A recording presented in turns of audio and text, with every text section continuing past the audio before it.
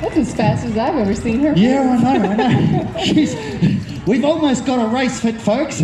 Couple more laps like that, and she'll be one to definitely put in the trifecta. You didn't think I could make the weight, did you?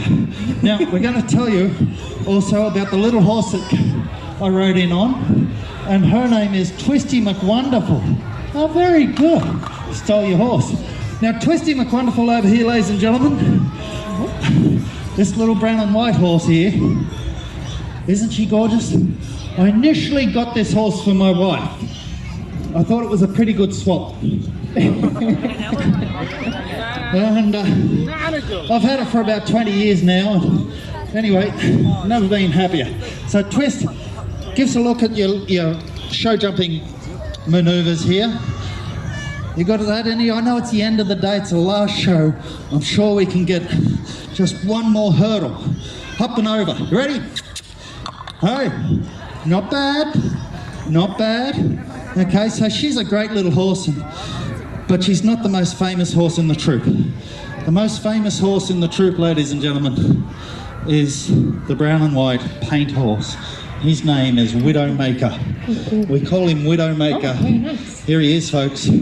We call him Widowmaker because this is the meanest, nastiest, buckingest bronco that ever went to a rodeo, folks. And we've been looking for someone who can ride him for the full 8 seconds. And we haven't found anyone down here in Melbourne who's cowboy or even man enough to ride Widowmaker for that full 8 seconds. He's the wildest, meanest, nastiest old bronco you've ever come across. We've been looking for someone to ride him, maybe in the morning. And the type of guy we're looking for who can ride this guy for the full 8 seconds, well, is the type of guy who could start a fire by rubbing 2 ice cubes together. The type of fella who goes to a feminist rally and comes back with a sandwich and an iron shirt. We're looking for the type of fella who wears pink shoes to the pub. You know, he just in the hopes that someone might make a smart remark and so he can start a fight. He's probably got a beard, because you know what they say, mate. They say, if your dad doesn't have a beard, you've got 2 mums.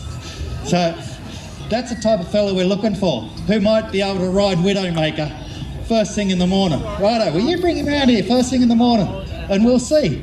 500 times they've tried to ride him, 500 times they've ended up in the dirt. But what we're going to try and do today, we're going to show you his other hidden talent. And that is to be revealed in a moment. I'm going to hand you over to Rebecca. She's going to tell you a little bit about how we train our horses. Righto, Rebecca, tell us all about it. Awesome. So, since Fabio seems to want to be part of the brown horse team, we'll just include him in this demo. We do a combination of both positive and negative reinforcement training. And what that means is not that one is good and one is bad. It's more of like a mathematical thing. One, positive, is an addition, meaning whenever you hear a click from me, that is a way of my indicating to the horse that they have done a behavior that I like and would like to see repeated. And the positive part of it is there will be something added, in this case, a food reward. Negative reinforcement training is simply this. There is some kind of pressure, whether it's tapping or visual or anything else, and when the behavior that you want is reached, this goes away. It is subtracted, it is negated. And that's how the horse understands that, you know, they've done the thing we're kind of shooting for. Positive reinforcement training is a lot handier for the jobs that we are doing because we can kind of create and get offered behaviors that would be really hard to make.